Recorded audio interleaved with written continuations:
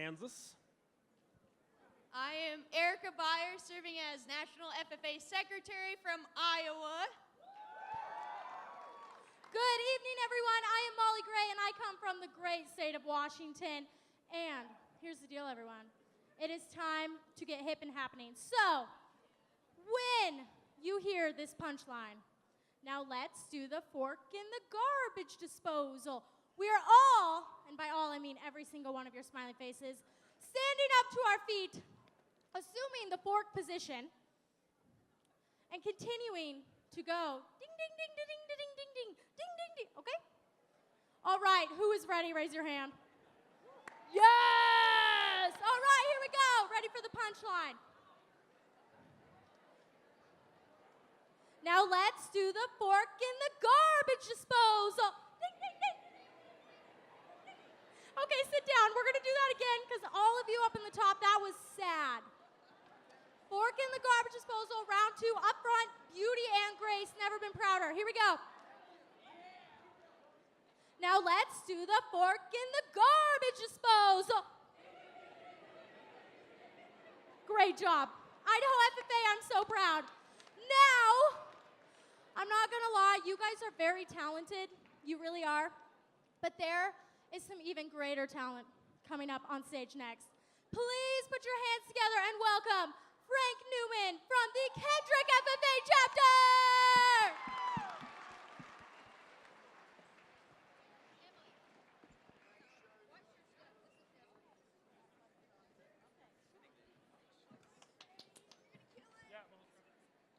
It's off in a moment.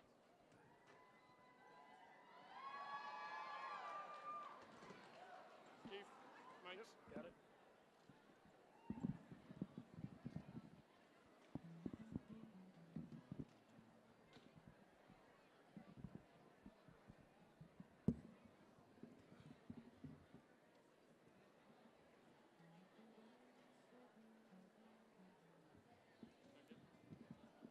Yeah, I think so.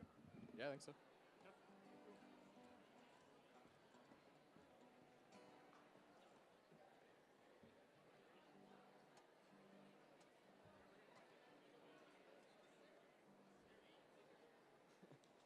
Do we just go whenever, or what's going on here?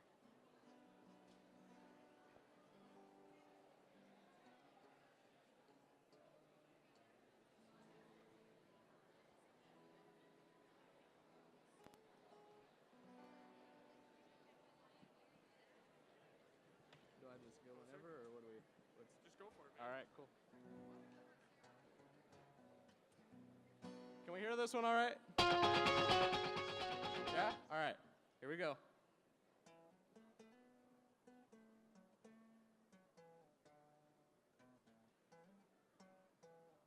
Do we need more on this one? Can we turn up the guitar a little?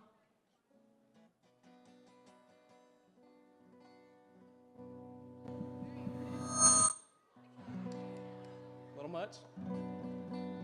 How's that?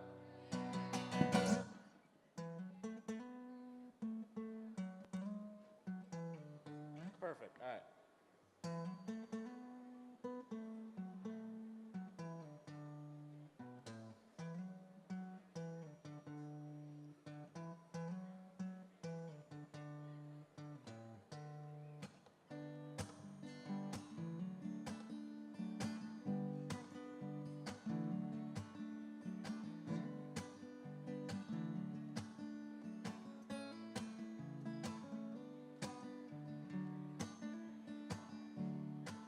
I wanna tell you a story the only way that I can. I'm just replacing a man came before me, and one day the world will see another man replacing me. That's just the way it's gotta be. It's always been that way. On the dark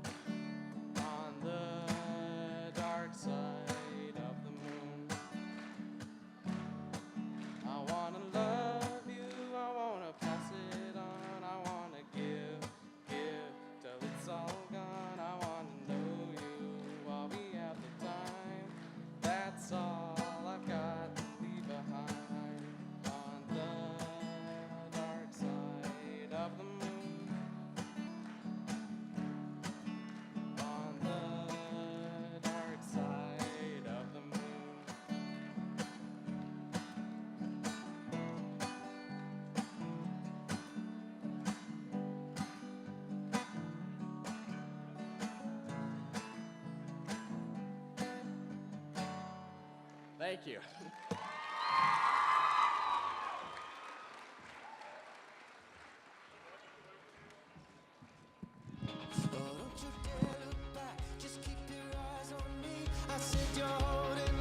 She said, shut up and dance with me. This woman is my destiny. She said, ooh, shut up. All right, everybody, let's hear it for Frank Newman. All right, so we noticed that you guys are kind of split up into 4 different sections here. So we're going to have a little race to see which is the best section. If you think you have the best section, let me hear it. Based on that, I think this section is winning right now. But, all right, we're going to have a little relay race. So each section is going to get handed 1 beach ball, and your job is to get it all the way back up to the very back, get it to hit the wall back there, and then bring it back down, and we will see which section is the fastest. All right, on your marks. Get set, go!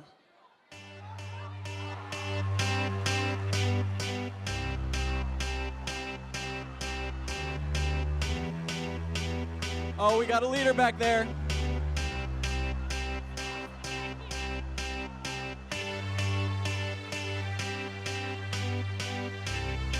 That one needs to come this way. You're off a section.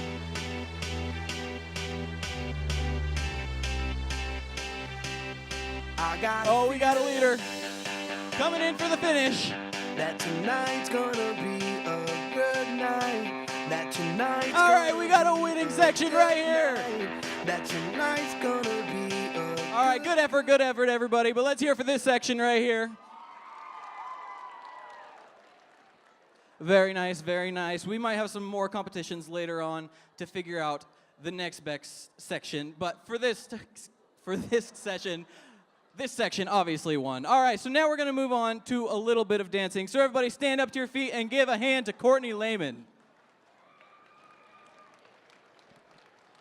All right, you guys, so down in Oregon, we like to do a lot of dancing. And I recently found out that Idaho is a big fan of one of our favorite dances. So I hope you guys are prepared to do this with me. Can we get Runaway?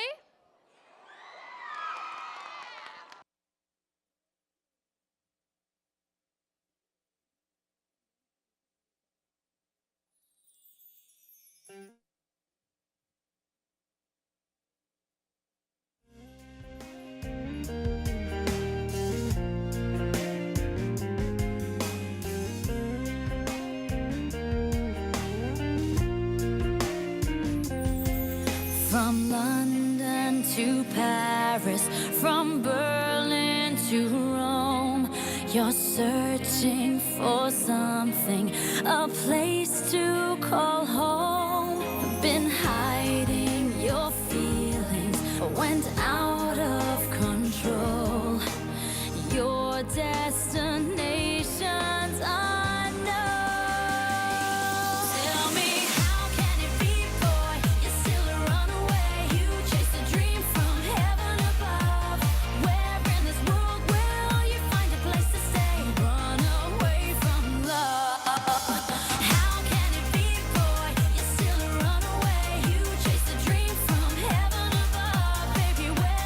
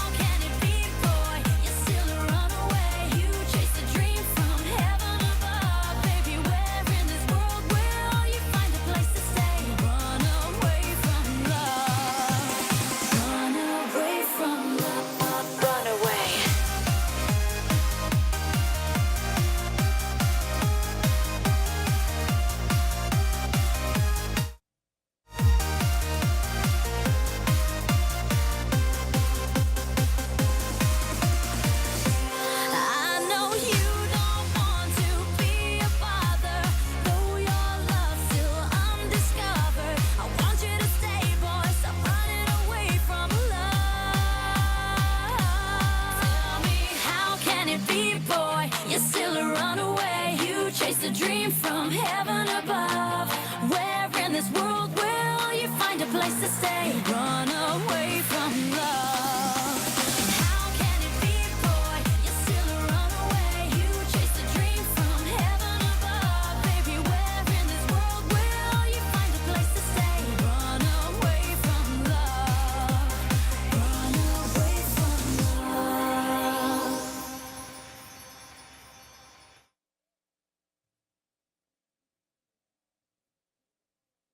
All right.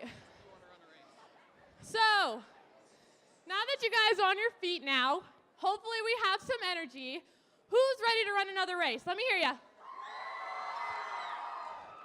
All right, so I might be from Oregon, but I was originally born in Idaho. I was born in Nampa and raised in Parma. So, I might be from Oregon, but Idaho always has a special place in my heart. So Oregon's pretty loud, but I tell everyone that Idaho can be more loud. So let's see if you guys get more loud. Ready? Go! All right, so let's take all that energy we just have, show Oregon off, and let's have the best beach ball race ever. So I'm thinking that this side's gonna win, but can you prove me wrong? All right, ready? Get set, go! Hi, my name is Bob, and I approve this. Oh, they're in the lead! I got the Let's go, let's magic in me. Every time I touch that track, it turns into gold. Everybody knows I got the magic in me. When I hit the floor, the girls come snapping. Oh, here it at comes, me. and we have a winner! Wants Woo! some magic, magic, All right, let's see if we can get those balls back up here, guys. magic, magic, magic, oh. I got the magic in me. We're missing the ball. Pick a verse, any verse, I hypnotize you with every line. I'll need a volunteer. How about you with the eyes? Come on down to the front, stay right here and don't be shy. I have coming, you it's time coming. traveling, have your mind babbling. People trying to inherit the skills, so All right, they good asking catchy, it. Bly. Even David Blaine had to go and take some classes, and I see mine. You guys, I was betting on you and you disappointed. It looks like Jensen's side took it over there. Good job, guys. All right, so thanks for getting loud and crazy with us in this pre-session. Who's ready to kick off convention? Come on, guys. I said, who's ready to kick off convention? All right, guys. So, how many of you guys know the state officers? Yeah, they're pretty cool, pretty cool. So we want to make sure that we give our state officers the warmest welcome possible. So let's see if we can get some tunnels out here to get our state officers to run through.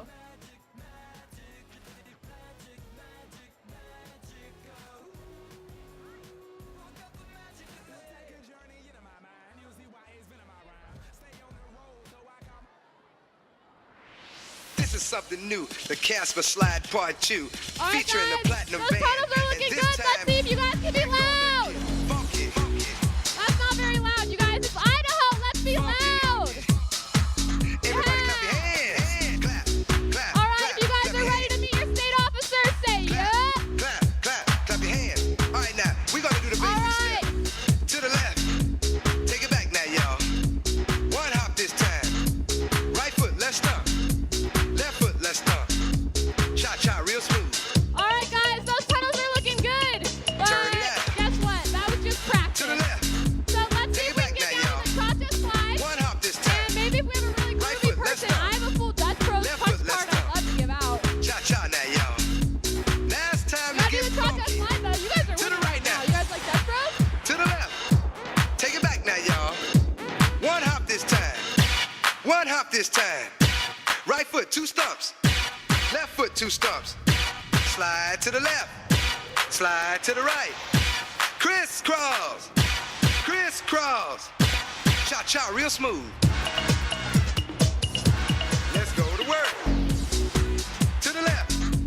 Take it back now, y'all. 2 hops this time. 2 hops this time. Right foot, 2 stumps. Left foot, 2 stumps. Hands on your knees, hands on your knees. Get funky with it. Oh,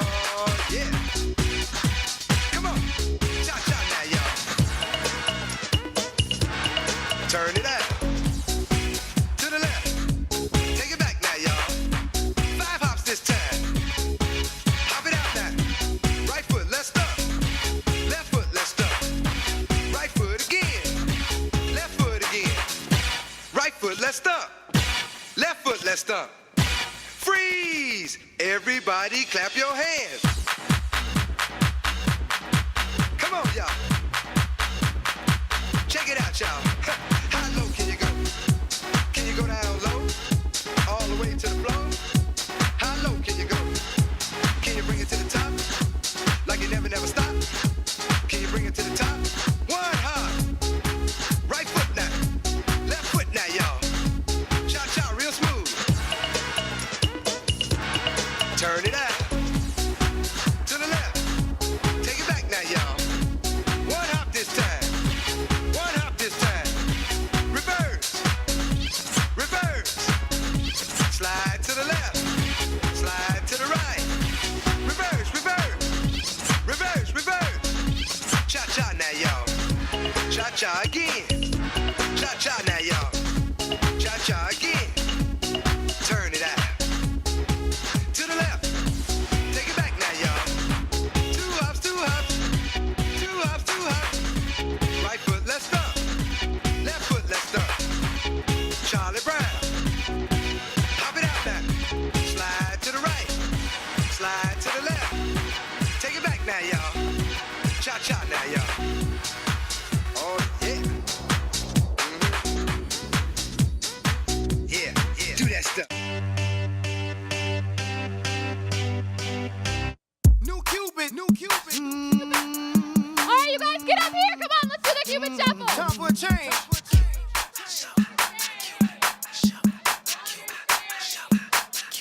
All right, we got Bon and Barry up here getting rowdy. Do other chapters want to get rowdy too?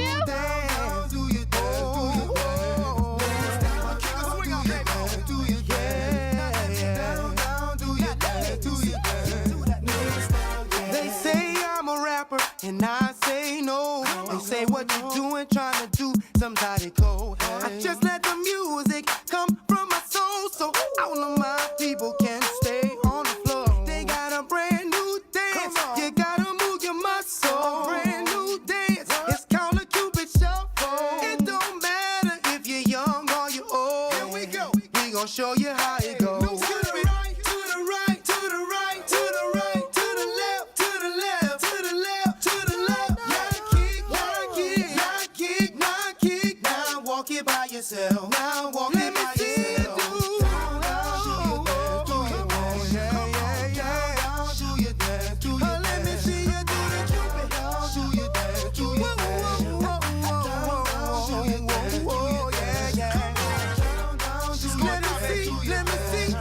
the Cupid. Do the shuffle, baby. To the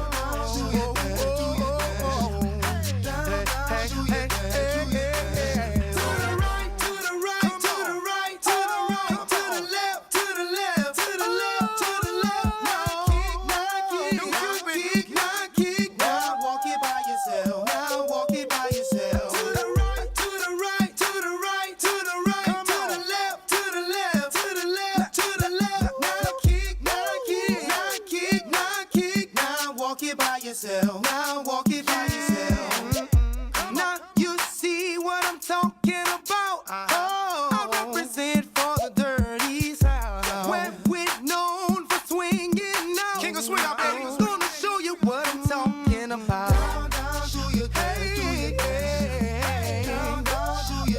let me see you do the Cupid Shuffle, the Cupid Cupid Shuffle, the Cupid Shuffle, the Cupid Cupid Shuffle.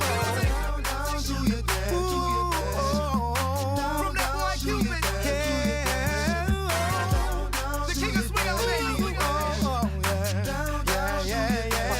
Here we go. To the right, the right, the right, the right, the left, the left, the left, the left, the left.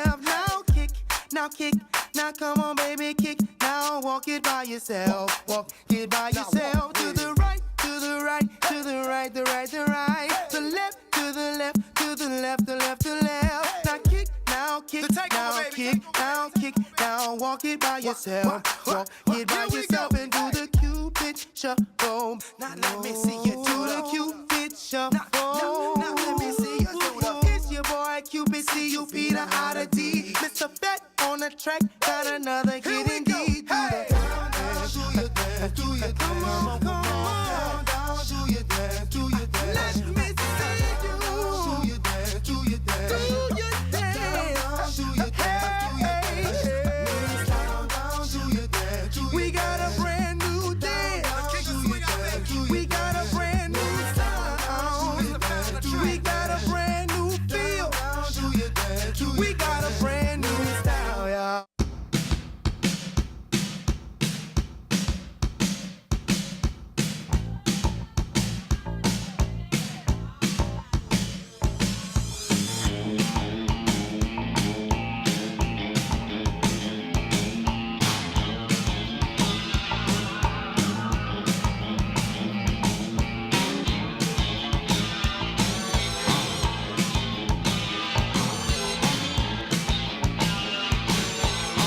Been working so hard, I'm punching my card. 8 hours for what? Oh, tell me what I got. I got this feeling that time's just holding me down.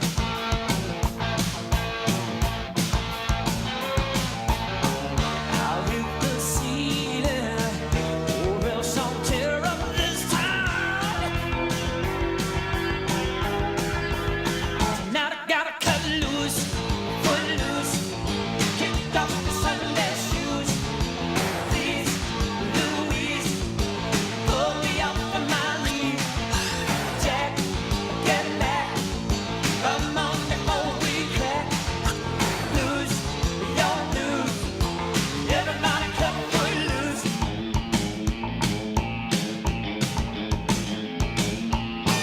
You're playing so cool, obeying every rule.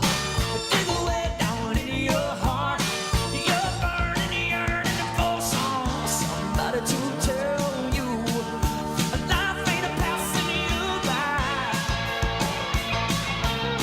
I'm trying to tell you, you will if you don't even try.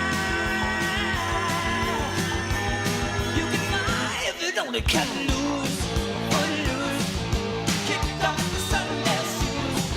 Ooh-wee, Marie, shake, shake for me. Oh, my Lord, come on, let's go. Loose, you're loose, everybody cut foot loose.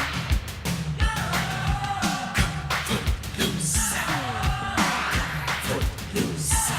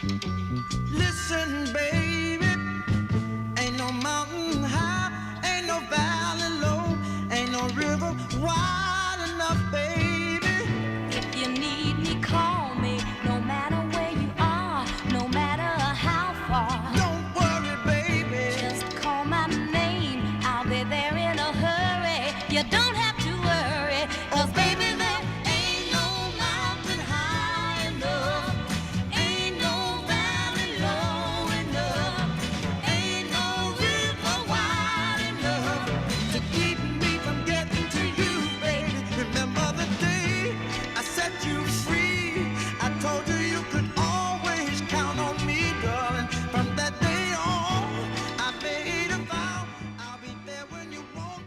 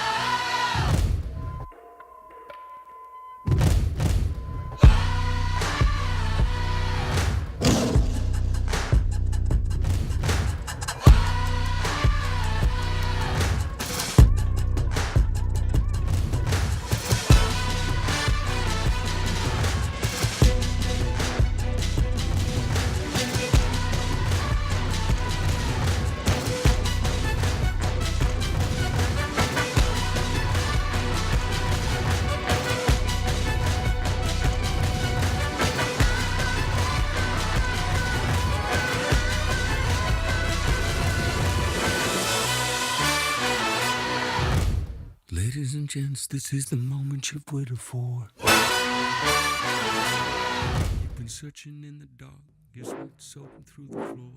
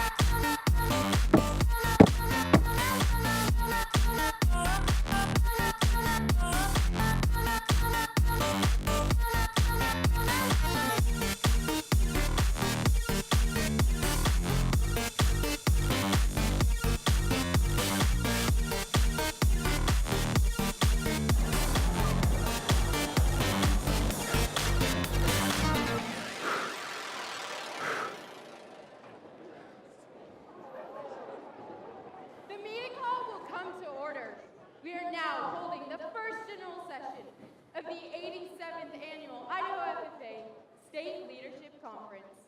Mr. Vice President, are all officers at their stations? I shall call the roll of officers, determine if they're at their stations, and report back to you, Madam President. The Sentinel. Station by the door. Your duties there? Through this door pass many friends of the FFA. It is my duty to see that the door is open to our friends at all times and that they are welcome. I care for the meeting room and paraphernalia. I strive to keep the room comfortable and assist the president in maintaining order.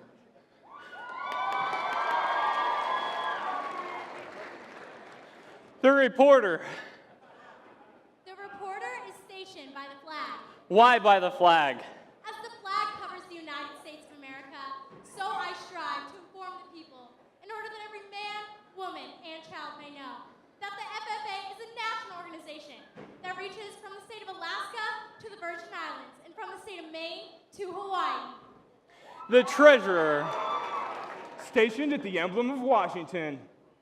Your duties there? I keep a record of receipts and disbursements, just as Washington kept his farm accounts, carefully and accurately.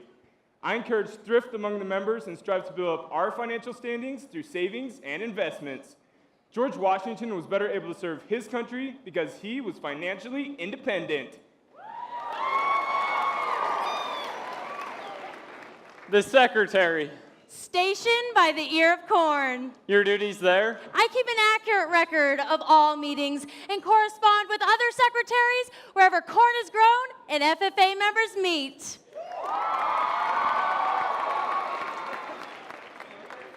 The advisor.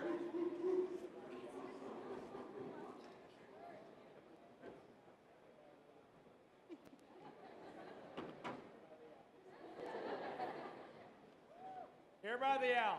Why by the owl? The owl is a time-honored symbol of knowledge and wisdom. Being older than the rest of you, I'm called upon to advise you from time to time as the need arises. I hope this advice will always be based upon true knowledge and ripened with wisdom. Mr. Vice President, why is there a plow at your station? The plow is a symbol of labor and tillage of the soil. Without labor, neither knowledge nor wisdom can accomplish much. My duties require me to assist at all times in directing the work of our organization. I preside over meetings in the absence of our president, whose place is beneath the rising sun.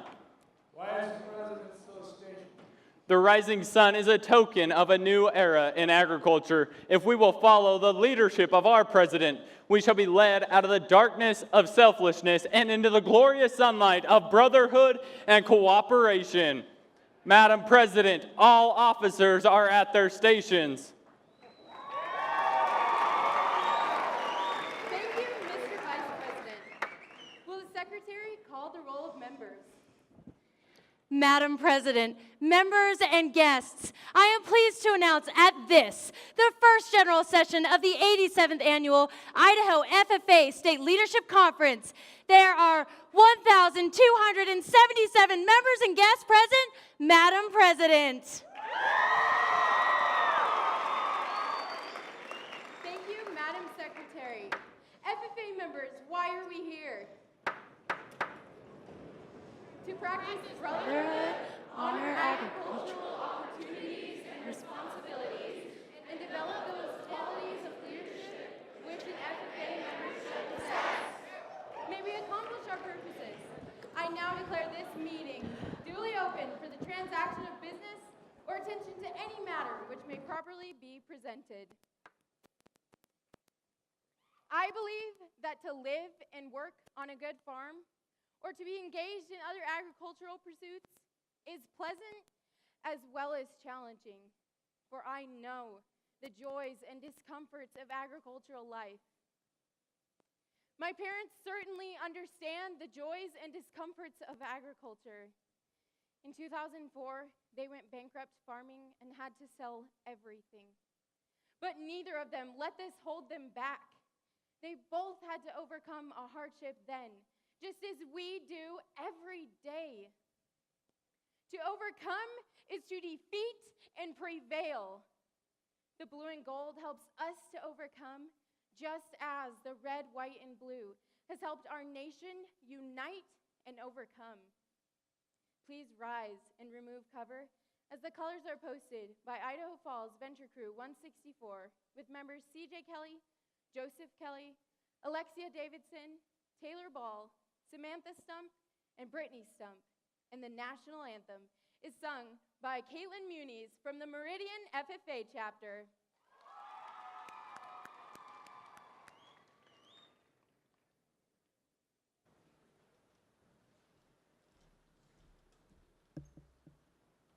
Please remove all unofficial headgear. Color guard, attention. Audience, attention. Color guard, forward, march.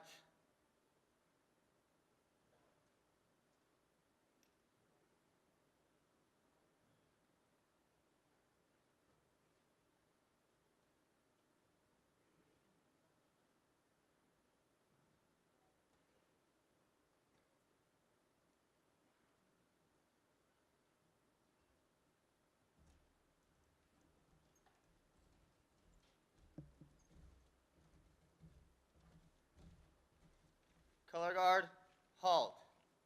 Post the colors of the United States of America.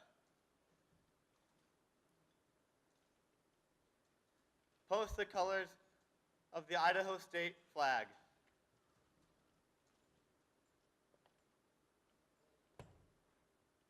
Hand salute. The audience will follow me in the Pledge of Allegiance. I pledge allegiance to the flag of the United States of America and to the republic for which it stands, one nation, under God, indivisible, with liberty and justice for all. 2. Color guard, reassemble. Forward march.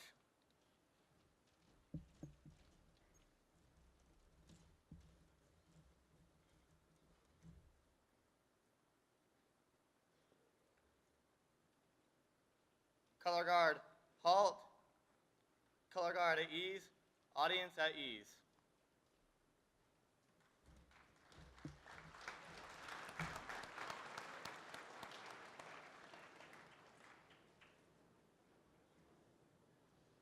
Oh, say, can you see by the dawn's early light what so proudly we hailed at the twilight's last gleaming, whose broad stripes and bright stars through the perilous fight o'er the ramparts we watched were so gallantly streaming, and the rocket's red glare, the bombs bursting in air, gave proof through the night that our flag was still there. Oh, say does that star-spangled banner yet wave o'er the land of the free and the home of the brave?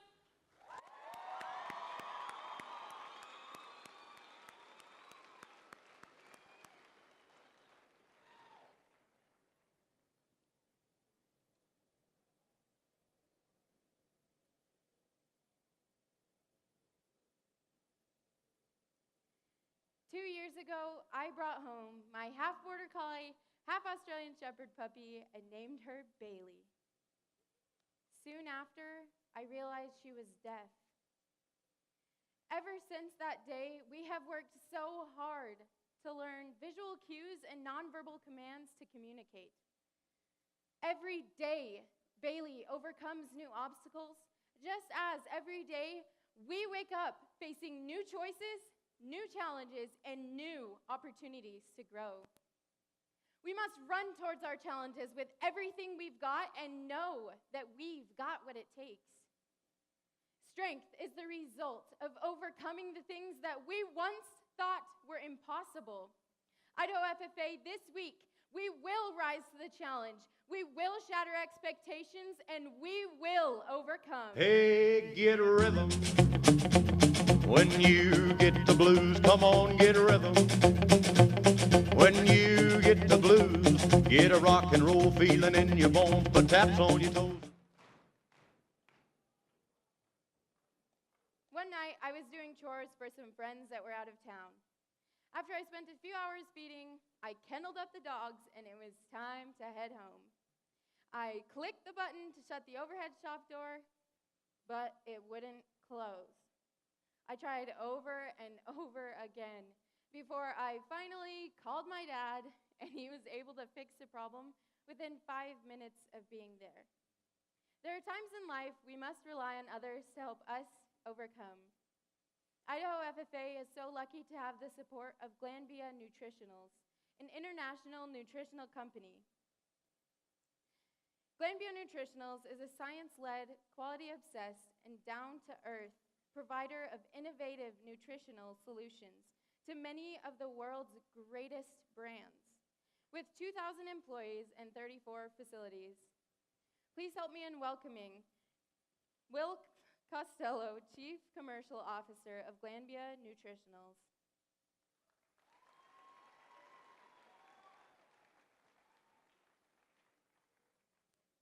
There we are. How are ya? Everybody doing all right? Thanks, Lindsay. Thanks for that. It's a real honor to be here tonight, and I'm going to take up about 5 minutes of your time, and I am Will Costello, and I'm the Chief Commercial Officer at Glanbia, and you kind of go, well, what is that, right? So I manage all the commercial aspects, sales and marketing aspects of the cheese business globally for Glanbia Nutritionals, but also I have responsibility for the marketing and insights of our business across the portfolio, including cheese and our nutritional solutions business. So I want to welcome everybody here to the Magic Valley and to Twin Falls, and I was going to say, you know, maybe we should let people in Magic Valley know you're here with a 1, 2, 3 booyah, but holy smokes, I watched the intro and they already know you're here. So way to go.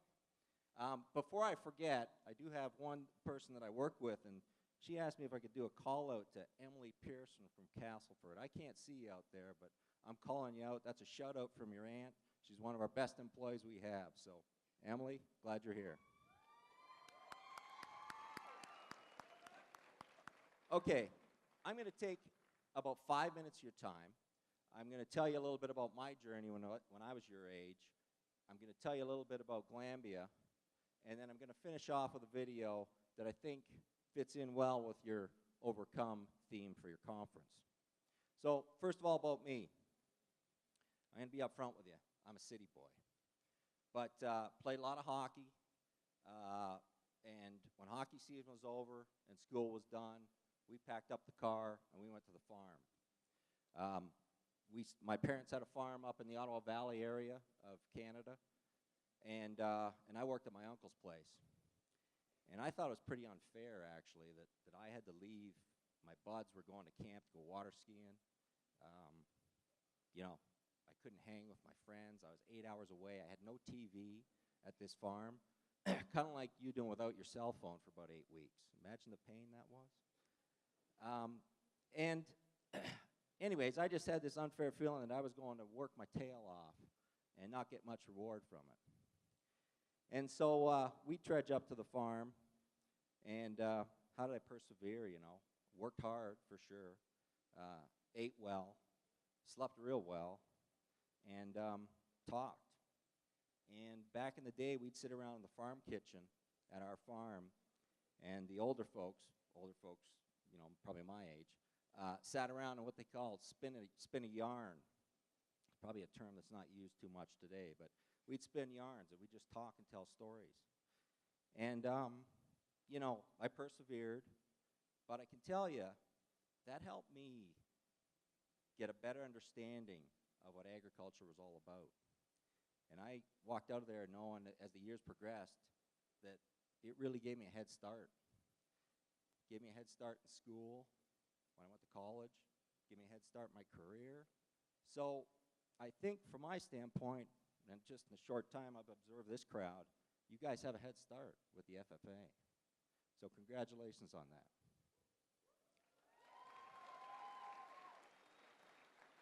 So a few things I'd want you to remember, and I don't think you're going to have any problem with the first couple. Actually, any of them, really. But the first one is, you know, connect, meet people. As I said, I saw the entry here, and you guys, it's like you've known each other for years, so that's great.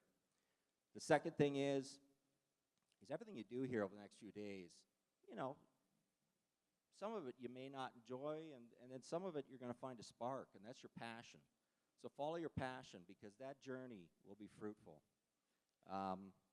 You know, there's a lot of opportunity out there, and I think about, I look in the crowd here, and you know, whether you're a scientist at Glambia, whether you're a teacher in agriculture at one of the great schools we have in this state, whether you're flying over to a plane to meet with Washington delegates to fight for agriculture and the good things about agriculture, and if you stay on the farm, those are all different paths. There's a lot of different paths you can follow. So follow your passion. And then lastly, I'd say that, you know, from my standpoint, keep the values of the FFA in the forefront. I talked about how I had a head start. This is your head start. I mean, I talked to a chap a couple of weeks ago, and he was part of FFA, 4-H, Magic Valley Heifer program. This kid had already saved, I was astounded by the amount that he'd saved for college. And so when I see that type of resume come across my desk, I'm going to make sure we find room for him at Glambia, some way, shape, or form. So those are three things you got to remember. So you've got your head start now. You're part of FFA. Keep those values front and center. Now I'm going to talk a little bit about Glambia.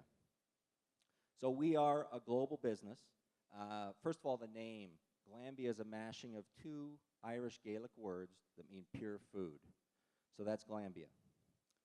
We are a publicly traded company with Irish roots, started with the dairy co-ops back in the 1800s. And we have about 6,600 employees globally. That's all of Glambia. We have a market capitalization of about $6 billion. We operate in 32 countries, and we ship products to 130 countries. And our purpose is to provide better nutrition for every step of life's journey, whether that's infant formula in China, giving the school system the best grilled cheese sandwiches they've ever had, or, you know, providing protein or other nutritional benefits to drinks for the elderly. So we're involved in all those steps. And just to give you an idea a little bit closer to home, if we look in the U.S., we process about 28 million pounds of milk a day. So if you want to kind of do the math or have a better line of sight on that, I usually say it's about 6 Olympic-sized swimming pools of milk every day. So it's a pretty big swim. And that's per day. Now, if I bring it back into Idaho, we've got 4 plants here. We've got a plant in Blackfoot, a plant in Twin Falls, a plant in Gooding, and a plant in Richfield. And throughout those 4 plants, we process about 14 million pounds of milk a day. So about 3 Olympic-sized swimming pools every day. So there's a lot of milking going on. And, you know, just a couple of nuggets of information. We are the #1 protein solutions provider in the world. And so I'd say if anybody has one of those protein bars over the next few days, there's a 70% chance that it's going to have Glambia ingredients in it. And we're the #1 American-style cheese manufacturer in the world. And this year we'll do over 1 billion pounds of cheese. People like to say that we're the largest cheese company that nobody's ever heard of. So when you're at your retailer, whether you buy a private label product or a branded product, pretty good chance it's Glambia. So with that, that's a little bit about Glambia. I'm going to be sticking around for the keynote. I think Natalina's got some great stuff coming your way. But I just want to say thank you again. Welcome to Twin Falls. You look like a great crew. I wish I could spend the next couple of days with you. But I'm just going to finish off with a video here on tenacity. So enjoy.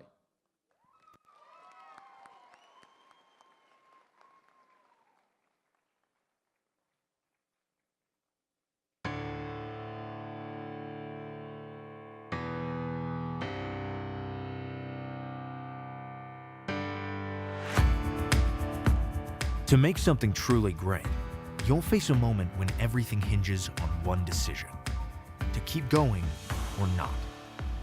When that moment comes, tenacity is all that matters. It turns challenge and doubt into fuel. It gets up, figures out what went wrong, and tries again. At Glanbia Nutritionals, the unrelenting will to succeed drives us to take on nutrition's biggest challenges. And it spreads like a chain reaction from our scientists, farmers, engineers, and service managers to our customers and back.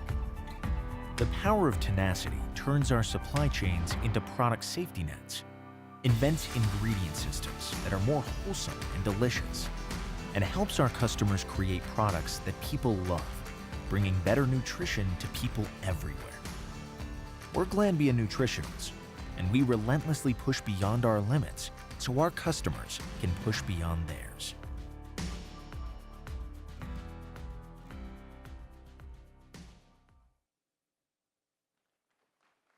Thank you, Mr. Costello and Glanbia Nutritionals, for your support of Idaho FFA and its 5,000 members.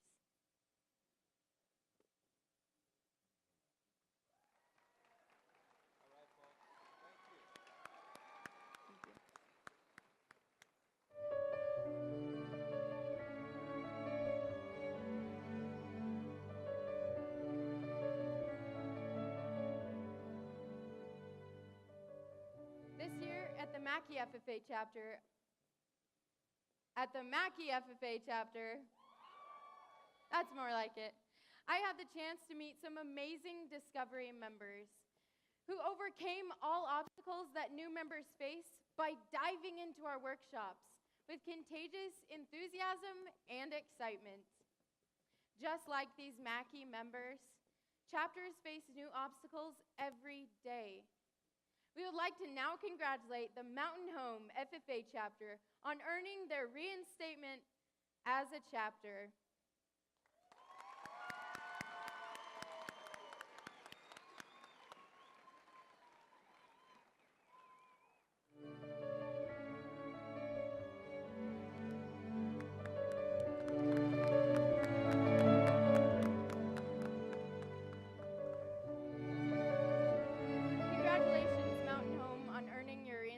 As a chapter. We are so proud to have you in the Idaho FFA Association.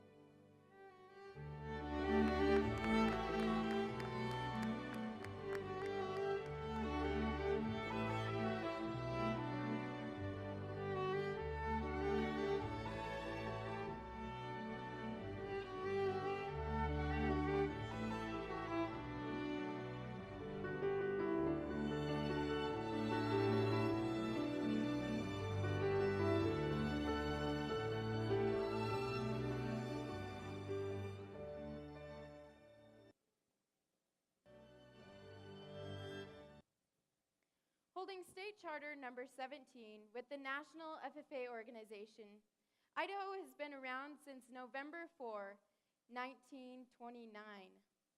In the 88 years, 5 months, and 1 day since the founding of Idaho FFA, many obstacles have been overcome by the association. Today, we celebrate the accomplishment of a benchmark membership. This obstacle could only be overcome with the help and dedication of every FFA member, advisor, parent, and school staff member. Thank you, Idaho FFA, for working together to achieve the new membership record of 5,000 members.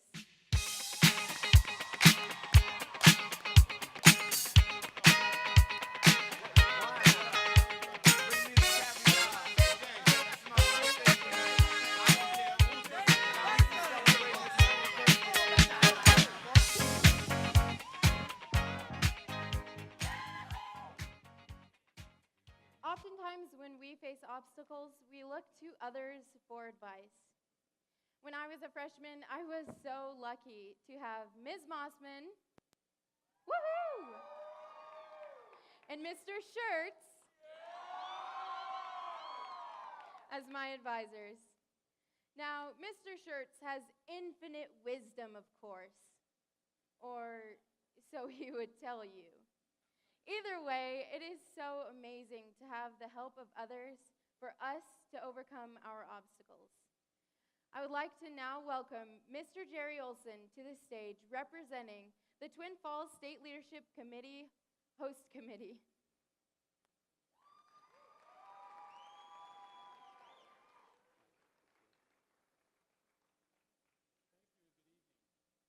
Thank you and good evening. So there I am in my blue corduroy jacket. It says Twin Falls across the back. I'm in this really quiet room, big long table in front of me. School I'm unfamiliar with. And in front of me is a pile of books and a big pile of magazines. And I've been assured that all those are going to help me write a great speech in a short amount of time on a topic I really know nothing about. So yes, you're exactly right, what you're thinking. My advisor, Mr. Glenn Orthell at the time, had just convinced me to compete in the extemporaneous speaking contest. So I have to admit that I have a lot of more fond memories of my FFA experience than that day in that contest. But our theme is overcome, and that's what I tried to do. So it's very, very applicable for my situation. So I share these thoughts with you tonight because I want you to know that I understand why you've come to Twin Falls this week and what the State Leadership Conference is all about.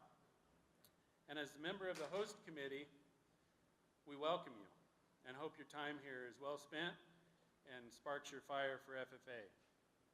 The host committee is made up of local business representatives around the Magic Valley that have a vested interest in the success of Idaho FFA and the community. And so we welcome you, and we're here to do anything we can to help overcome any problems that come up, to help your conference organizers make this the best conference it can be. Along that lines, one other thing that the host committee is in charge of is the annual Friends of Idaho FFA banquet and auction. And it just so happens that's tomorrow night over at Canyon Crest, not too far from here. If you don't have tickets, please see Laura Wilder, and she'll see what she can do to get you in. This is a third year of that fundraiser for the host committee, and it's doing a great job of raising scholarship money for FFA students and helping offset some of the expenses for this conference. So we'd welcome your participation, and we're going to have 4:30, it's going to kick off with a social hour and some silent auction items. And I'm really excited since I walked in to see some of the live auction items that are up there. They are amazing. So I hope we raise lots of money tomorrow night.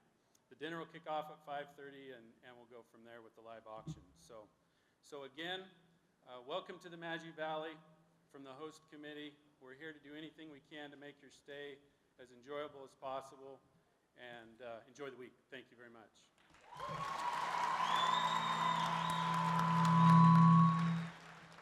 Thank you for helping our members overcome all obstacles to be here every year. We truly appreciate it.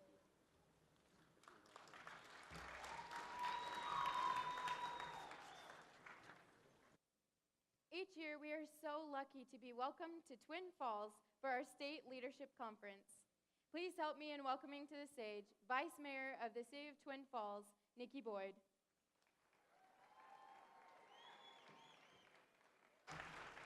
Good evening, future farmers of America.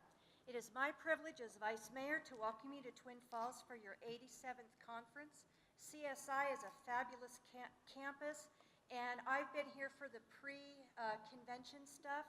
You guys are going to have some seriously productive meetings. I'm very impressed. Twin Falls has really grown in the last few years. While you're here, I hope you have opportunity to explore the new downtown, some shops and eateries. Check out Gem Climbing Indoor Facility, Putter's Miniature Golf, which is open on weekend afternoons. And for sure, you guys do not miss the new Canyon Rim Trail connection. And I noticed you had wonderful brochures when you checked in. Stunning. And you can just walk or bike, and it's all connected now. So it goes somewhere. Overcome is a really powerful theme. when I heard that's what it was, I gave that some thought. Your great minds are here to come together. You're succeeding in leadership, but also you're searching for career success through agricultural education. Twin Falls is home to Chobani and their Food Innovation Center, Glambia Foods and their cheese marketplace, and Cliff Bar, to name a few, all very forward-thinking, state-of-the-art equipment, and they're dedicated to not only feeding the people, but to providing really great jobs. You, in this room, have a really great opportunity to impact our future, and I'm counting on all of you. Have a blast at your conference.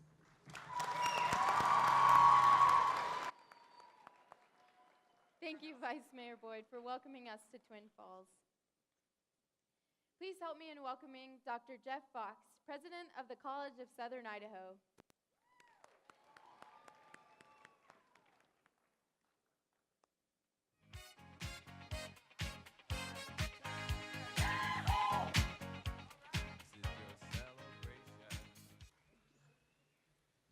Hi.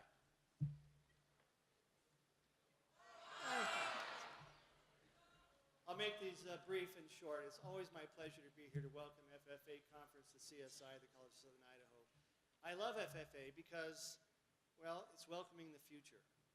You are the future. And I'm so proud to have you here on our campus. And I hope you'll check out the campus while you're here, because I know more than a few of you have ended up coming to CSI as students, transferring on or getting a technical degree and moving into your profession.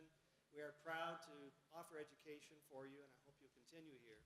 There are a couple ways that we do this, and you should know that all of our transfer degrees are completely articulated with our four-year schools in and around Idaho. We have amazing CTE programs. If you want to know more about our ag department, talk to Sydney here. She can tell you all about it. We have CSI ag programs that are the best, and they transfer to the U of I and other schools without any problem. And I'm offering a lot of scholarships this year to help defray the cost of education, which I know is always a burden. We have presidential scholarships. We have Ag Department matching scholarships, and recently the CSI Foundation received a $1.6 million endowment from Mr. Dickinson, and he said, spend it in 20 years on my ag students. So, come.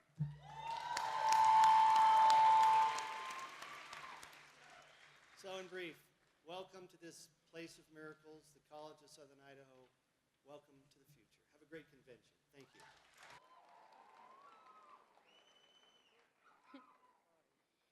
Thank you, Dr. Fox, for welcoming us to your campus each year. Our members look forward to coming back. Thank you.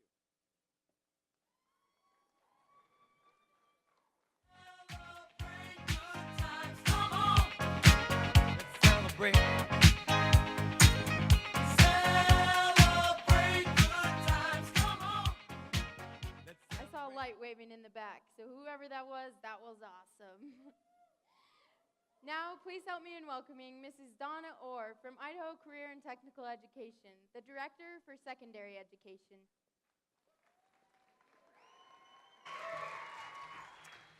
Good evening, Idaho FFA and honored guests. On behalf of Idaho Career and Technical Education, a division of the Idaho State Board of Education, I bring greetings and well wishes for a successful conference. Thank you for inviting me and for making me feel welcome, and I look forward to being put to work tomorrow.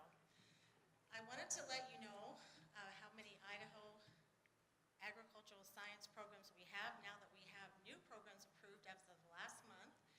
We have 116 agricultural science programs, and in those programs that we have this year,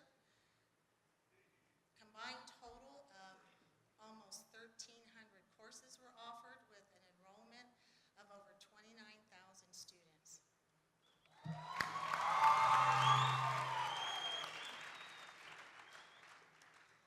It's a tremendous report for the work that agricultural education is doing in Idaho.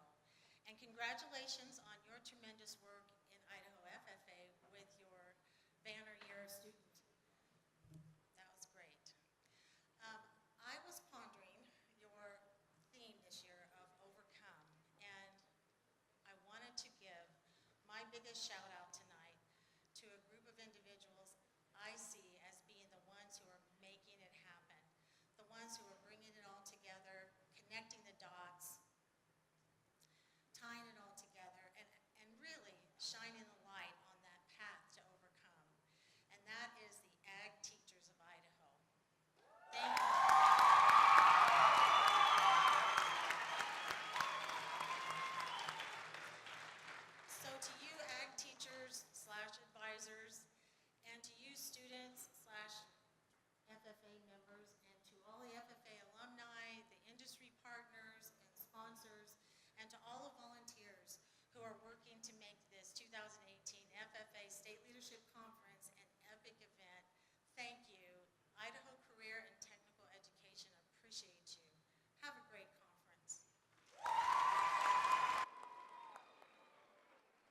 thank you, Mrs. Orr, for your continued support of Idaho FFA. We look to the bright future of Idaho career and technical education.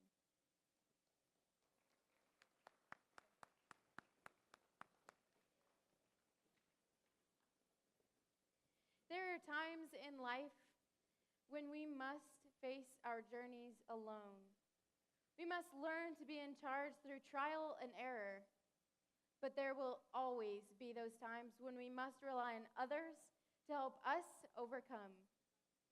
We would like to take a moment now to thank our wise owls who help us every day to overcome new obstacles.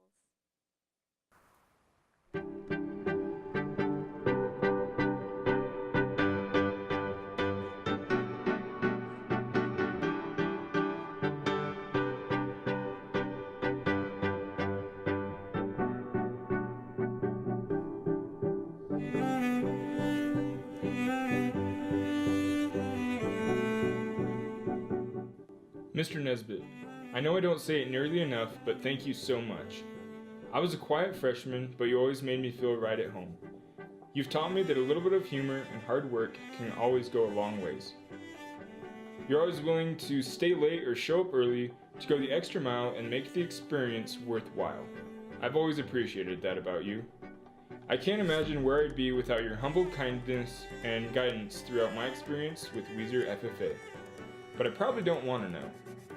Whether someone was at the bottom of the social food chain or the very top, you were always willing to lend a helping hand and were willing to listen. You made FFA worth it. Idaho FFA, please join me in thanking my advisor, Mr. Nesbitt.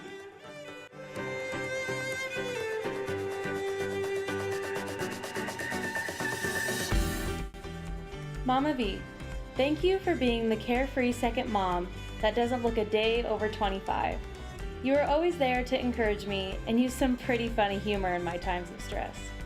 I can talk to you about absolutely anything, knowing I have a trustworthy friend to confide in. Your passion for your students is irreplaceable, and I am so honored to be one of them. From the times of racing around Kentucky in a van to obsessing over $1 million horses, you are one of the best FFA moms I could ever ask for. Frank, I remember when I first met you, I was completely scared of you, but I found out you weren't that scary, we just butt heads often. Thank you for always dealing with my massive amounts of stress, crazy ideas, and the will to be involved in everything possible. Thank you for all the pep talks and the encouragement I needed to move forward and being my total opposite and always surprising me with your next hair color. You are a solid rock, and I am proud to call you my advisor. Dixon, from bugging you about becoming an FFA member when I was 10 to spending those late nights working on shop projects, you have always been the tough love motivation that I needed. I have always strived to make you proud and exceed your expectations even when you constantly called me a slacker. So thank you for always expecting the most out of me, even in my moments of doubt. You made me realize my potential to impact and use my leadership to serve others. You have made me who I am today, and I cannot thank you enough for everything you have done for me all these years, and for all the hair loss I've caused you. Idaho FFA, please help me in recognizing my advisors.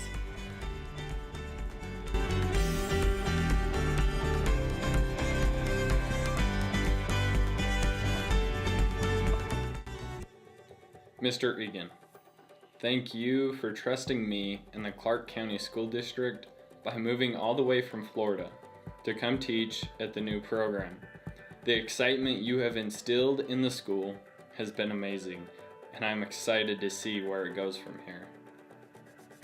Mr. Lantis, thank you for helping me open opportunities for students as we embarked on a journey that will impact our community, school, and chapter. Your support in the idea of a chapter and the help to get us chartered will never be forgotten. Thank you for a great journey. Mrs. Olsby and Mr. Bear, thank you for being a part of the team that makes our chapter so successful.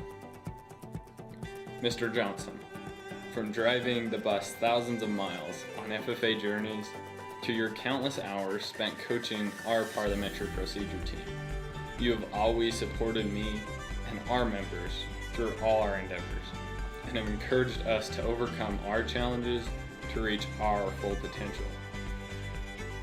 Mama Tuck, you were the mom of our chapter without a doubt. You supported us all, gave us a shoulder to cry on, and gave us the right shot of motivation when we needed it most. Mr. Miller, without you, I probably would have never been as involved in FFA as I am today.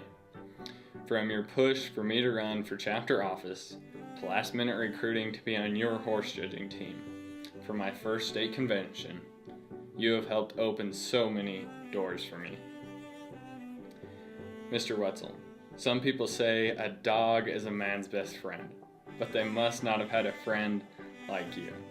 You have taught, motivated, and supported me through all my adventures. You are the best mentor, coach, teacher, friend, and advisor I could ever have asked for. Thank you for all your motivation and support. Idaho FFA, please join me in thanking my advisors.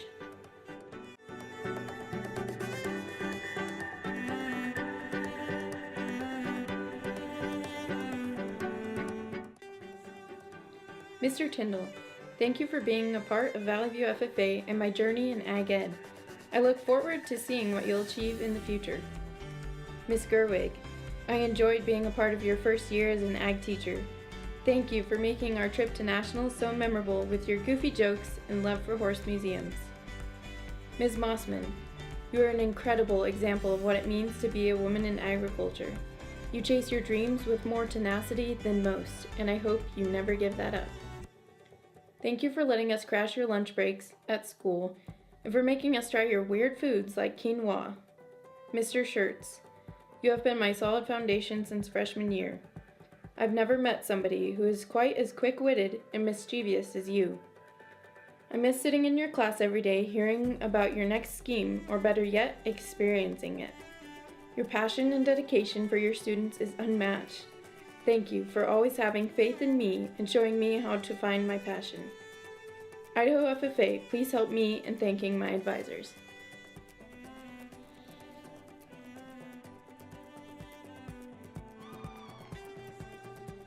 Idaho FFA, let's take another moment to thank all of our advisors who continue to help us grow personally, develop leadership skills, and prepare for success in a future career. Will all of the past and current advisors please stand?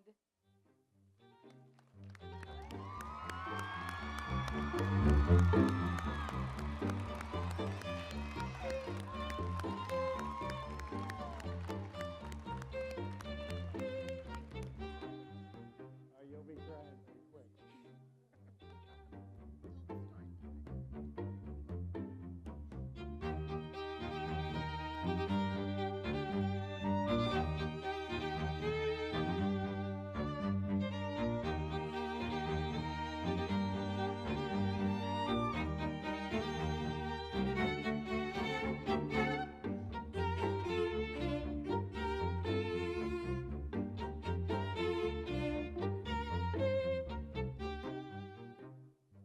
At 22, Natalina sensed creativity and passion for agriculture snowballed into a 50-state year-long road trip. While traveling full-time from May 2016 to May 2017, Natalina had the opportunity to sit down with over 100 farm families, travel over 100,000 miles, and drink over 50 gallons of coffee. Although the Wyatt Farm road trip is now complete, her journey sharing the heartfelt stories of American agriculture is far from over. She now works as the digital content editor for Successful Farming, and in her spare time enjoys traveling and volunteering with a number of agricultural organizations. Please help me in welcoming Miss Sense.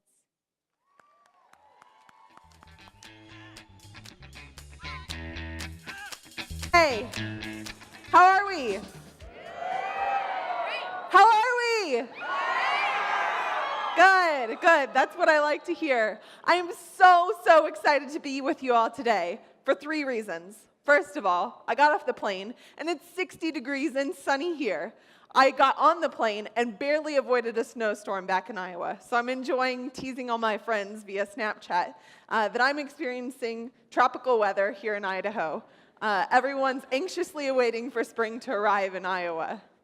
Second of all, I am so excited to be here because I feel like I've had a connection with Idaho for a long time, even though my first trip to the state was just last year.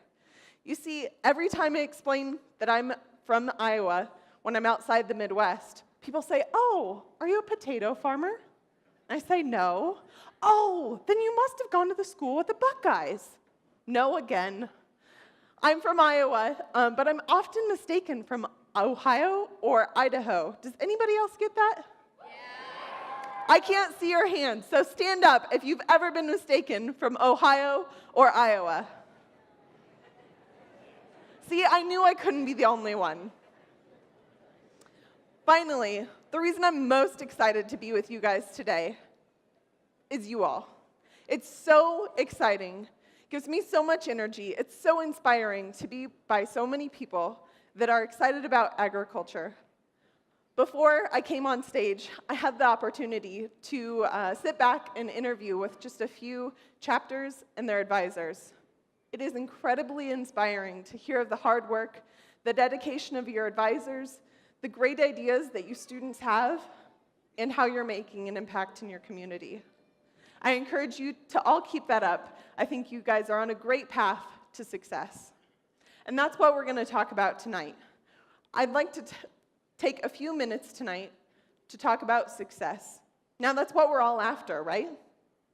Everybody here wants to be successful, right? Awesome. Whew, you had me scared for a little bit there. So I'm so excited to talk to you a little bit about what I learned about success on my year-long 50-state road trip with farmers. Now, I have a question for you. Is your picture of success exactly the same as the person that's sitting next to you? No. Good, good. That's what I like to hear. Now that we're all on the same page, I want to give you a little bit of background about my personal journey to success. I'm still on that journey, but I want to give you a little bit of background about how I got here. So growing up, I was always a creative and curious kid. I had the best of both worlds growing up in a small town. My parents didn't farm, but we had neighbors of sheep, cattle, corn, and a cemetery. So my options for playing with the neighbors were bottle feeding lambs in the basement, riding in the combine in the fall, or I learned to ride my bike in the cemetery. But those neighbors that were farmers became important mentors in my life and really shaped who I became. Like I said, I was always curious and creative, but growing up, I didn't know what that meant, other than I was always asking my parents endless lists of questions, and I blew all my birthday money on the office supply aisle of colorful gel pens and those little figurine erasers. Did anybody else collect those? Okay, glad to know I'm not the only one. Okay, so I was creative and curious, but I didn't know what this meant until I met my FFA advisor. My FFA advisor, I got goosebumps standing backstage here listening to your tributes to your FFA advisors, and I can't thank mine enough. I wouldn't be here today if it wasn't for Mrs. McWhorter. She took my interest in FFA and agriculture and helped it blossom. I was not a farm kid, but she gave me the opportunity to participate in CDEs, encouraged me to take on projects like being a farmer's market vendor, and really explore my interests in agriculture. She also pushed me to attend Iowa State. Like most of you, sometimes our FFA advisors push us for things that we don't think we're ready for. See, I grew up in a small town, and I thought, there's no way I could go to Iowa State. They had over 30,000 students. No way, not for this small town girl. But Mrs. McWhorter maybe knew me better than myself and encouraged me to go on a visit. I went with a sour attitude. And so I walked to the visitor center, and they highlighted all the buildings that I should go to and gave me a list of people I should meet. And I got lost. This just confirmed, no way, never ever was I supposed to go to Iowa State. Well, Mrs. McWhorter had other ideas when I returned to her classroom and said, never ever going to be a cyclone. Like I said, she may have known me better than myself when she encouraged me to go back and give it another try. She lined up students, current students, for me to shadow around and attend classes with. I got to go to some clubs and see how exciting extracurricular involvement could be at college. That's when Iowa State really felt like a place that could be home. So after high school graduation, I went to Iowa State. I still wasn't sure what that meant. I didn't know what my major would be. I figured I'd be that statistic that changed their major dozens of times. But I settled on ag business because I had a growing passion for agriculture, and being my own boss sounded pretty cool someday. So when I arrived on campus, I joined the Ag Business Club, like every good ag business major did. I followed all my friends from place to place, from meeting to meeting, and I'll never forget one special Ag Business Club meeting in Carver Hall. We had guests at most of our Ag Business Club meetings. Often they were businesses. They'd come in and talk about how their business fit in the industry, what sort of job opportunities that they offered, what sort of experiences they wanted students to get while they were in college, and internship opportunities. So this particular Ag Business Club meeting, Beck's Hybrids, they're a small family-owned seed company out of Atlanta, Indiana, was there to introduce themselves.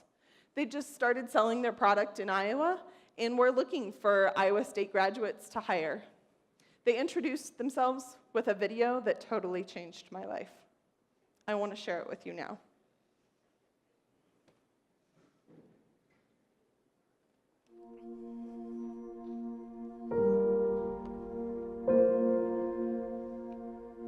If you let God lead the way, I think He can take every bad situation that He didn't create or even want to happen and make something good come from it. In 1976, my husband, Hade, passed away at 38 years old. Losing Hade changed my whole world. I was faced with one of the most difficult decisions.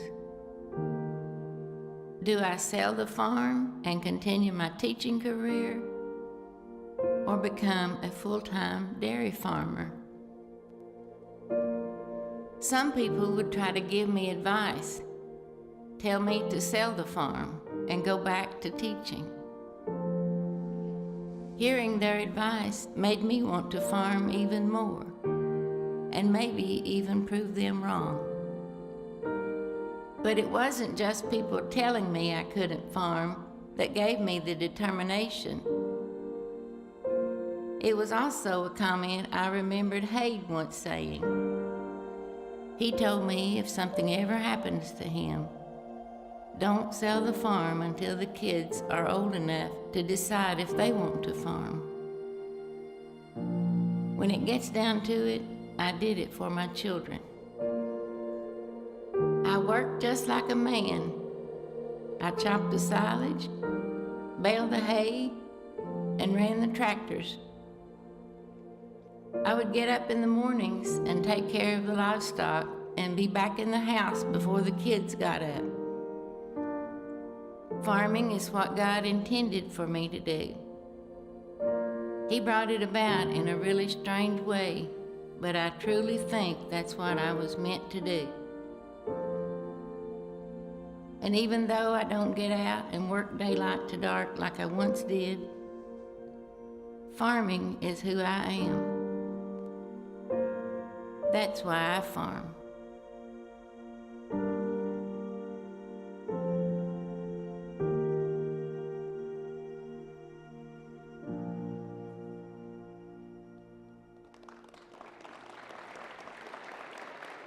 Does anybody else need a Kleenex after that? I've seen that video over 100 times. I show it every time I speak, but I still get goosebumps every time I watch it. And that was exactly my reaction when I was sitting in the basement of Carver Hall with all my friends, trying not to cry, when I realized I could be creative, I could be curious, and I could work in agriculture. In fact, those skills were in demand. That's something that was important for agriculture. So after seeing that video, I knew I needed to learn more about Bex. That fall, I marched up to their booth at the Fall Career Fair, proudly handed them my resume, and announced I was ready to take on their marketing internship. They looked at my resume, my short list of experiences, and said they'd be moving on to other candidates. I was crushed. It's exactly what I wanted. I knew that experience was right for me. But I turned my disappointment into determination, and I threw myself at every other opportunity that I had that year. I started my own blog. I started managing the social media pages for other clubs I was in, and I took other internships. I got as much experience as I could, continued stalking Bex, showed up at every event they sponsored on campus, and proudly marched up to their booth the next career fair and said, here I am, here's my resume, I'm ready to take on the marketing internship. Now, I'm not sure if they were just sick of me stalking their company, or if they were really impressed with what I had done, but they gave me the opportunity of a lifetime to be their marketing intern for that summer. I could talk all night about that summer. It was so special. I moved to Indiana for the first time in my life, out of Iowa, joined this small family-owned seed company. They have incredible talent. I got to work next to their videographers, their writers, improve my own skills. I even got to take a trip back to Iowa, my home state of Iowa, and make one of these Why I Farm videos that was so special to me. We interviewed two brothers that farmed together with their grandfather after their dad had passed away. If you liked that video or are interested in this video, you can find them on YouTube at the Why I Farm YouTube page. There's over 20 different family stories that are shown in these creative videos. Being a part of that process was life-changing for me. I knew that the Why I Farm movement was more than just a project that I was part of for a summer. It became part of me. It became part of who I was as a professional and a person. I couldn't imagine going on and taking a different job and not telling farmers' stories. I knew Why I Farm was part of my picture of success. So as my senior year continued, I couldn't imagine walking away from the movement that had become so personal to me. My friends were signing on the dotted line for awesome salaries, getting the keys to their company vehicles, talking about all the vacation time they got, and I was interviewing for positions that just didn't feel right. That didn't feel like my definition of success. I was so excited for them and their new opportunities, their new jobs, their new homes, their new apartments, but I knew that wasn't right for me. I'll never forget, after several rounds of interviews, a couple of job offers that just weren't my cup of tea, shopping in Target, getting a call from my dad, and announcing, I don't think I'm going to take a real job. Yeah, that's not really how I would recommend announcing that sort of information to your parents. My dad said, Natalina, this isn't a conversation we're going to have while you're shopping in Target. He grew to like the idea a lot more once I explained myself, but he'd known I'd always had the goal of traveling to all 50 states by the time I was 25. And I realized, as a senior in college, I was 21. I'd only been to half the country, and that one wasn't coming off the bucket list unless I did something crazy. My passion for telling farmers' stories, for traveling, all snowballed into this Why I Farm road trip. The December of my senior year, I went back to Bex and pitched my idea. I told them, I'm going on a year-long 50-state road trip. I'd love to work with you guys and amplify the Why I Farm movement. I was shocked, humbled, and scared when they gave me that opportunity. So a week after crossing the stage and getting my diploma at Iowa State University, I packed up my little green car, my lime green Ford Fiesta, I fondly named Kermit, and hit the road. I'm so thankful for the support of my parents who came around to the idea. They each expressed their concern and support in different ways. My dad always wanted to make sure that I was airing up my tires and checking my oil, rotating my tires, taking care of my car, keeping track of my expenses, and that I'd be able to pay my taxes. And my mom was worried about where I'd stay, if I was going to talk to strangers. I told her she'd have to deal with that one. That was my job for the year. But I'm so thankful for their support and for the farmers that welcomed me into their homes and lives for the year. Over the year, I traveled 50 states, drove over 100,000 miles, and I drank more than 50 gallons of coffee. I got to stay with friends and family. I tried out Airbnb and was able to share my experiences in agriculture with people that had nothing to do with agriculture, and hosted me in their home. And there were so many farmers that were generous and invited me to stay for a meal or a night at their own house.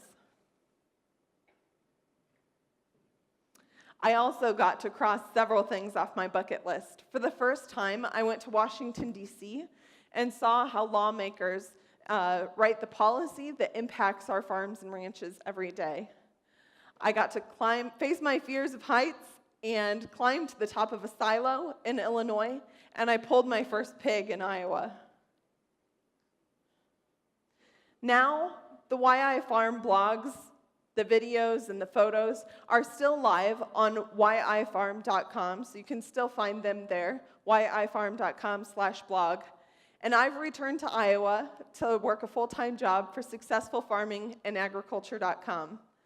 I'm honored to be their digital content editor, where I get to work on their website and social media, and that they allow me to travel and share my experiences with folks like you. While I'm on the road, I love meeting people around the country and reporting back to our publication and sharing your experiences with our readers. Now, this is a little bit about my journey to success, but I want to share with you what you really came to hear, what the farmers taught me about success. You see, when I left on the road trip, I didn't have a clear picture of what success was, but after sitting down with over 100 farm families, they really put into focus what success is. It's not having a 5-bedroom house or a brand new car or a massive bank account. These are the things that they taught me. First of all, it's important to remember that the road to success isn't always straight and easy. A lot of times, it's filled with bumps and curves, discouragement, hardships. No one knows this better than my farmer friend Adair McCoy. It's kind of ironic that I learned this lesson the most from him, because as I pulled into his South Carolina farm, I got my car stuck in his driveway. I'd never met this man in my life, and I had to call him and tell him, I'm stuck in your driveway. He was so kind as to crawl underneath my tiny Ford Fiesta to hook it up to his tractor and pull me out. But I was totally embarrassed, discouraged, and really just done for the day. I'm so glad that I continued, though.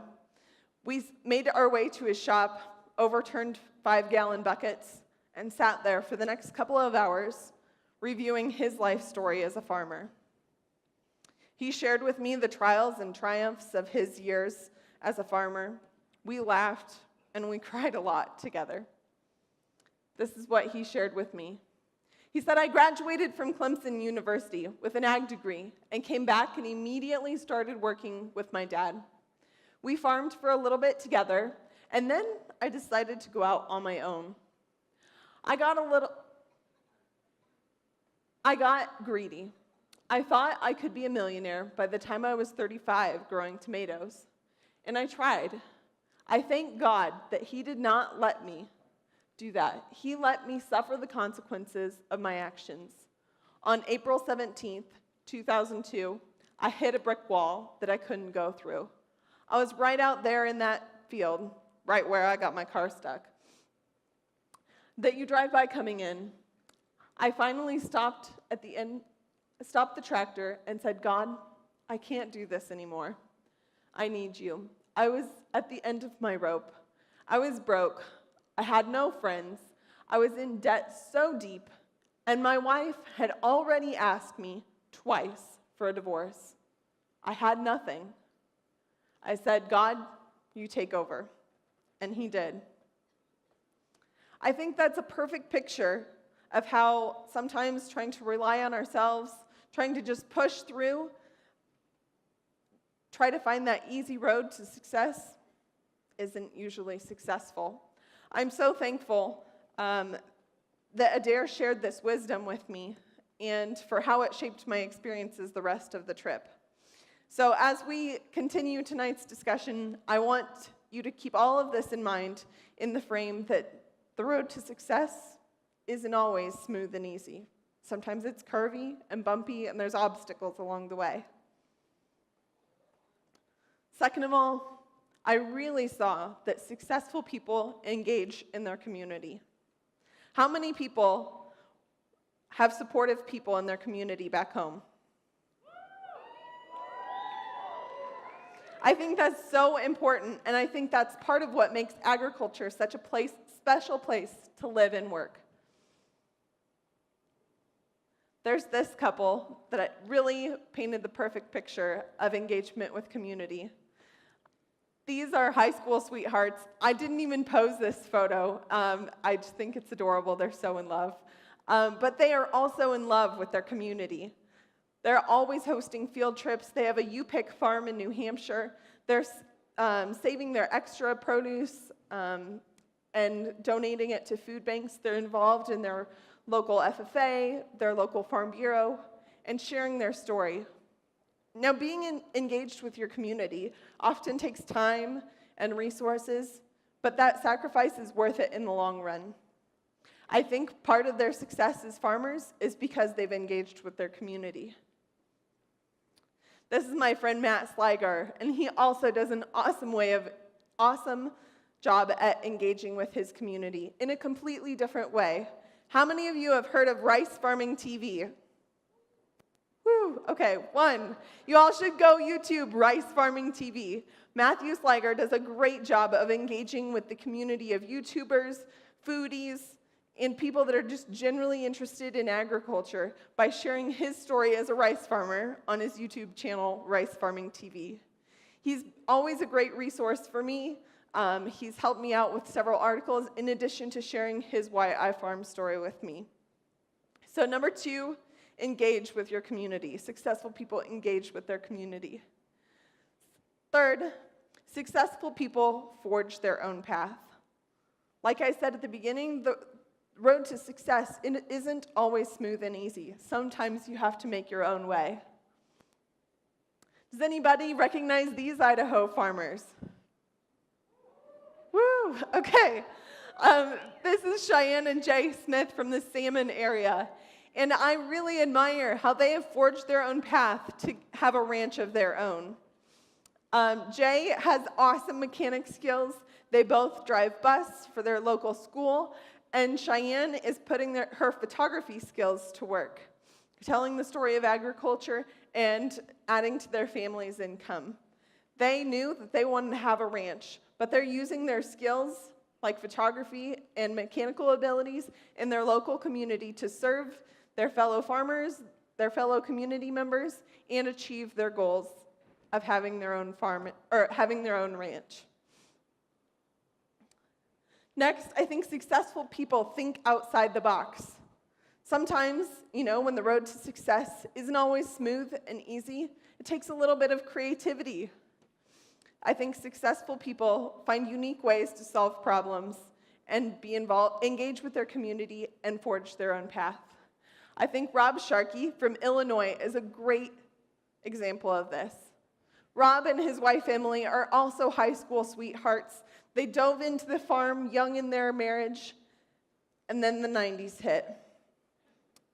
The hog crisis of the 90s wiped out their farm. They sat down with their banker, and their banker said, "Call it quits, file for bankruptcy." And Rob said, "No, we're not quitters." So they started 8 businesses. They thought outside the box. 8 businesses to provide for their family so that they could keep farming and keep their dreams alive. Today, a couple of those businesses you might recognize are the Shark Farmer podcast. Anybody listen to that? Woo! Awesome. What the Farm podcast. Anybody listen to that? Awesome. And he has an outfitting business and a number of other pursuits. But I think successful people think outside the box, aren't afraid to forge their own path and find a unique solution to their problems. Next, successful people are determined to overcome challenges. I think we've heard this in a variety of ways tonight. Maybe that's called tenacity, but I think my friend Val in Hawaii is a perfect example of that. Now, Val and her family are the only pig farmers on her island. Farming on an island, as you can imagine, is challenging. They have to ship in all the feed and all the resources to raise their pigs. Also, Val farms with her family. How many of you are involved in a family farmer ranch? Awesome. How many of you get along with your family on the farm and ranch all the time? No? Okay. Well, that can sometimes be a challenge, right? Also in Hawaii, the legislative system has been challenging agriculture for years. They face more regulation than many of the states here in the lower 48. So those 3 challenges all piled on top of each other, and Val continues to persevere. She continues to farm for her family and for her community, and I think that's something that successful people do. They persevere. Next, successful people find joy in what they do. How many people do you know that are really good at their job but hate it? Yeah? How many people really,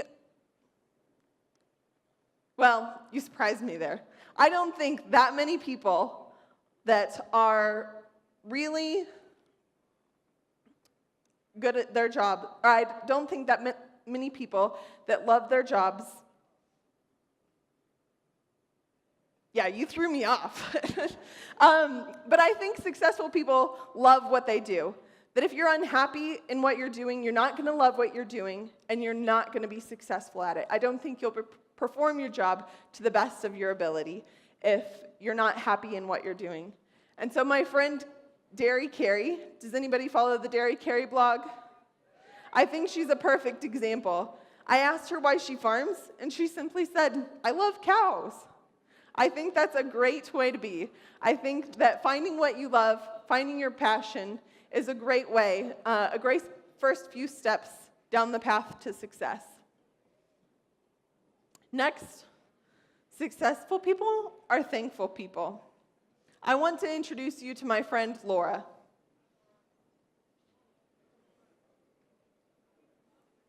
Laura is a sugar beet farmer in North Dakota.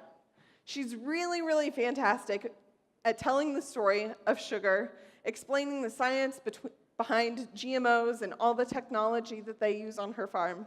But I think I made her a little bit nervous when I asked her to share a little bit more of her personal story with me when I asked for a Why I Farm interview.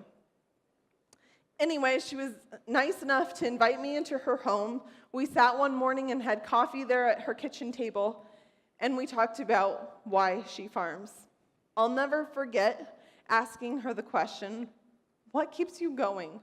What keeps you from throwing in the towel when times get tough?" And she stood up really quickly. I thought, oh no, I'd done it. I asked the question that ended the interview. I'd gone too far. She walked to her bedroom. I thought the interview was over. And she comes back and brings this 8x10 black and white photo. She told me, "I look at this photo twice a day. These are my grandparents. This is my grandpa when he was my age. He got back from the war and started the farm. I know the blood, sweat, and tears it took to build up this farm. so I can raise my boys in this way of life. When I meet my grandfather again, I want to be able to tell him that I knew what it cost, I knew what it takes, the sacrifice, the blood, the sweat, and the tears. She wanted him to know that she was thankful. And I think the advisor recognition tonight is a perfect example of being thankful for the people that have paved the path before us in agriculture. I challenge you all to go home, and whether it's your family, your friends, your FFA advisor, your teachers, thank them for believing in you, for putting in the blood, the sweat, the tears, the time, the money to support you coming to FFA and being involved in agriculture. Next, the next lesson I learned was from a farmer named Chris. He really taught me that successful people are good stewards. Now I'm going to read you his quote, and I can't copy his southern accent, but I think he has a great message that I want to share with you all. This is Chris, and he says, "I tell you, it always brings chills. You think about this area, and my last name being Sumter, and residing in Sumter County, and how things have changed so much over the decades. Just to think about my ancestors, and family members in particular, have played such a significant role in getting us where we are today. We talk in terms of this farm, and being able to farm the same land that we had generations ago. It's really a blessing. I believe everything that we have as far as assets is deeded to us, and we technically own it. But moreover than that, I think it's a gift from the good Lord. When the good Lord gives us a gift, He expects us to be good stewards of it. And not only to be good stewards of it, but to share it with our fellow brother and sister. And I think that my ancestors have done that. My family as a whole has done that. And it's such a privilege and an honor to continue that legacy. So Chris really kind of solidified this idea in my mind that successful people are good stewards. Now, to those of you in the crowd, you might say, well, I don't have a farm to be a good steward of. I think that can carry over into being a good steward of our time, a good steward of our money, a good steward of our own resources, and I think getting in that habit will set you up for success in the future. The next farmer that I want to introduce you to is a farmer from Nevada. He's a really special guy.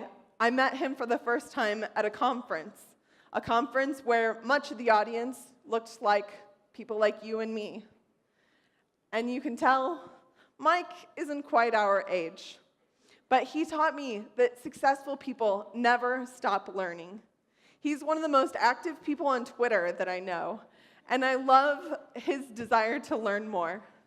When I visited his farm, we'd stay up until after midnight talking about technology, how things have changed, how things will continue to change, and I really appreciate his desire to learn. I think all of us can learn from that. So Mike taught me that successful people never stop learning. Finally, successful people aren't selfish. In today's society especially, it's so easy to get focused on us, about our schedule, about if things are comfortable or easy for us. But I think real successful people think outwardly. My friend Taryn, maybe a few of you know him from Texas FFA, said this best. He said, "It's humbling, but I'm also very proud to be a farmer. I farm to feed my friends, feed my family, and feed my enemies. I farm for everybody. Some people do things for certain kinds of people. If you're a doctor, you care for sick people. If you're a lawyer, you care for people who've been hurt or in trouble. When you're a farmer, you feed everybody. You can't be a prejudiced farmer, I guess you could say. You don't do it for a certain ethnic group or a certain religion. You do it for everybody.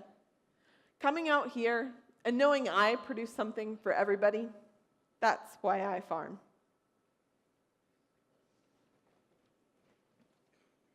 So I want you to know that the road to success won't always be simple. It won't always be easy. But let's keep these things in mind. Engage with your community. Be active. You're off to a great start by being involved in FFA. Next, forge your own path and think outside the box. Maybe that means going to a 4-year school.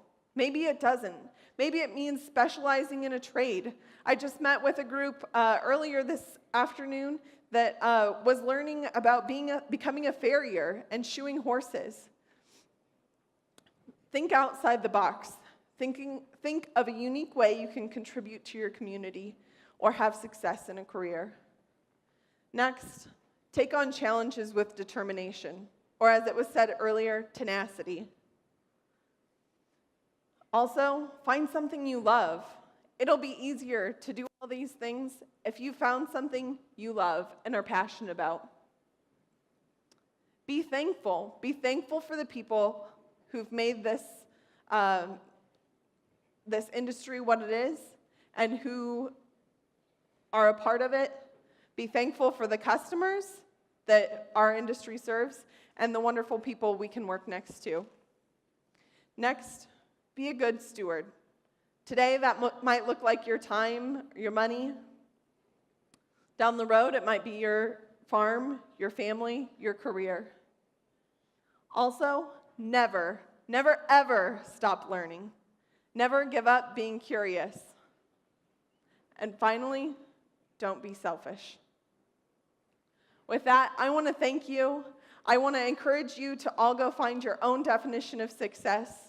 I encourage you to explore the new opportunities here this week, engage with new people, find new community, think outside the box with others.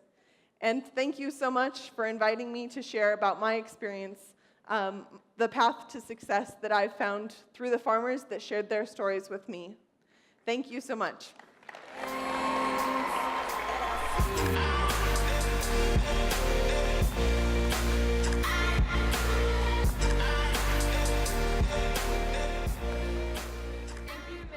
For sharing your inspiring message and teaching us how to become better advocates for agriculture.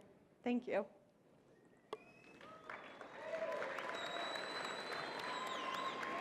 Thank you.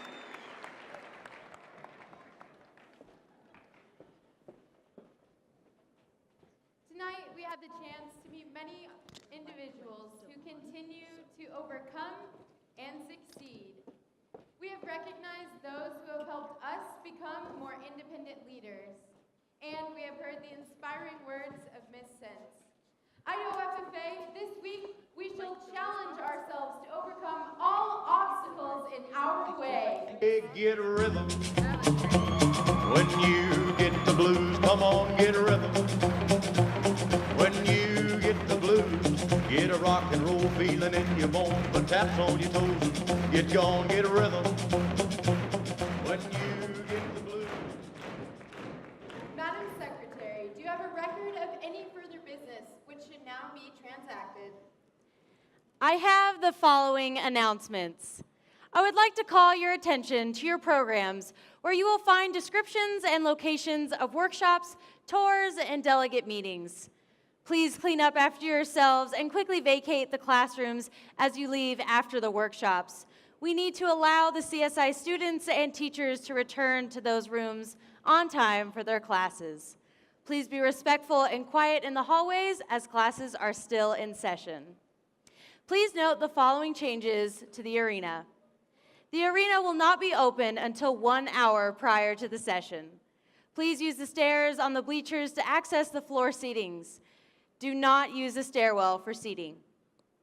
Chapters can take photos in the conference booth located upstairs in the registration area. Advisors can pick up conference t-shirts at the registration booth when it opens at 8 a.m. Does any member have a record of any business which should now be transacted? We're about to adjourn this, the first session of the 87th Annual Idaho FFA State Leadership Conference. As we mingle with others, let us be diligent in labor, just in our dealings, courteous to everyone, and above all, honest and fair in the game of life. Fellow members and guests, please rise and join me in a salute to our flag. I pledge allegiance to the flag of the United States of America and to the republic for which it stands, one nation, under God, indivisible, with liberty and justice for all. I now declare this meeting adjourned.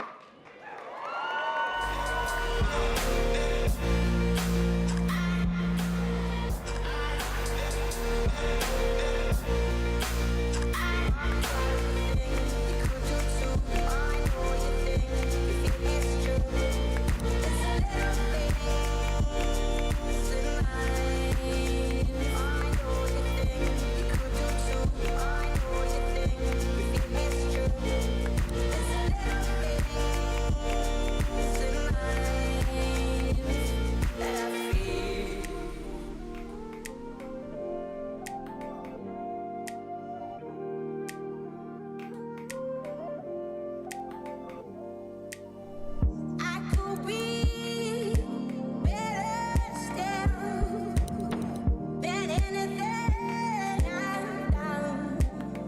I know you think you could do too. I